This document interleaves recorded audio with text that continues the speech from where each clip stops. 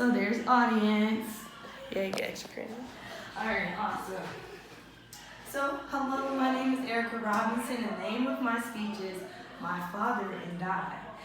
And the speech is basically a tribute to my father, but also my way of seeing myself through my father, because we're just so much alike, and I get so much of my personality from him. So we'll get into this. So I was on Facebook one day, and I was just scrolling, and I seen this post that said, what is one thing that you learned from your father?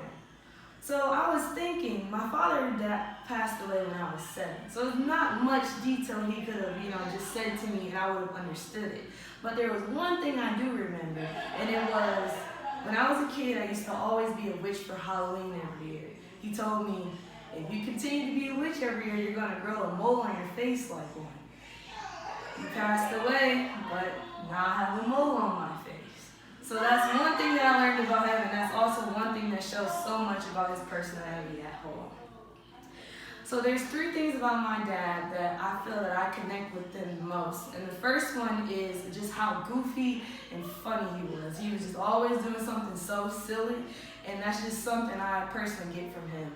When I was little, I was probably like a baby, I don't remember, but my mom told me a story about how my dad called her one day in a panic saying that he had got shot and needed somewhere to stay. So my mom's like, okay, come on. He comes over, he has an ace bandage on him, the whole 9, limping and acting like, it's just such a panic. My mom walks in on him in the bathroom one day, and he's just in the bathroom wiggling his arms around with the ace bandage on. And my mom's just looking like, why did you have to lie and say all the extra stuff? Why didn't you just say you need somewhere to stay? And that story connects with her as just him being just this stupid, silly person for no reason. But me, when I heard the story, I'm like, I understand that completely, because that's just something I feel like I would do, just over dramatic and just silly for no reason.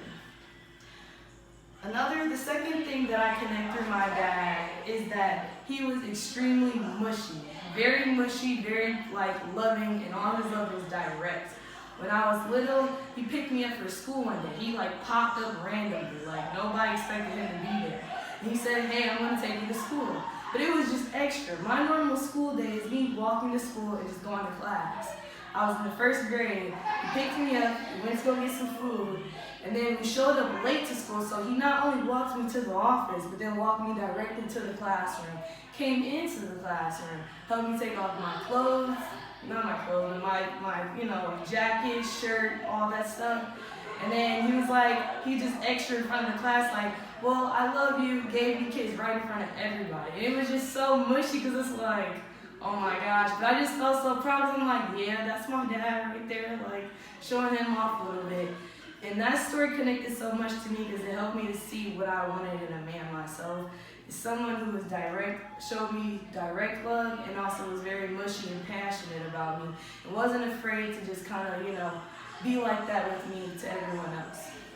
The last thing my dad was his passion about his kids in general. He always wanted to see us. He always wanted to be around us. And he made sure he showed that. I remember when I was younger, he called me one day and was like, make sure you call me every single day. And when people say that, they're just talking. He was serious, because he would call me 3 days later and be like, why didn't you call me? And I'd be like, I was a kid, so I didn't understand, I just forgot.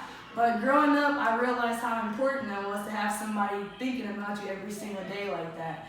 And that was another thing that I learned from him that I would want in a husband, is someone who cares about me that much to think about me every single day. And to even hear the simplest things of, hey, how was your day? What did you do today? So with that, those are the 3 things that I feel like I connect with my dad through the most. And he will be missed, but he put so much of himself through me, and because of that, I learned so much from him.